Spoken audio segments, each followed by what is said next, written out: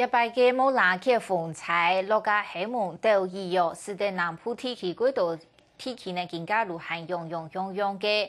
內政部也喺屏東地區有成立救災指揮中心。內政部長廖廖伊今日也特別去屏東去看災，同地方政府討論用能夠有效嘅救災。早上下晚9點，內政部長廖廖伊出留地方政府韓國救援單位召開會議，向下討論按用嘅韓卡價嘅韓卡有效率嘅來救災。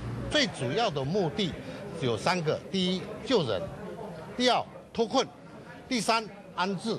我們希望在這個黃金時間之內能夠達到這樣目的。比到一百嘅風災，第2出動嘅2支突擊車經來去，小救本困土加東江。文峰村嘅村民話：江內流嘅氣味水已經退到差唔多嘅，有人管家轉來變數，唔過話江海船嘅行嘅水淹到東側，可能產業將本人救出來嘅居民都見行江黑黑嘅。佢3更啊啦！我漲兩塊便當麵飯食啦，無就要死啊！就是攏無要送哦，都帶袂使，無揾錢。哎呦！無揾錢。攏我買呢。攏係點啦？有啲唔夠呢，死人呢。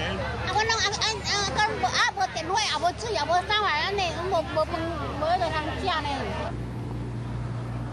對隔壁總條趕過來嘅家屬，看來看去，超驚無可能行困土地度，望本人救出來。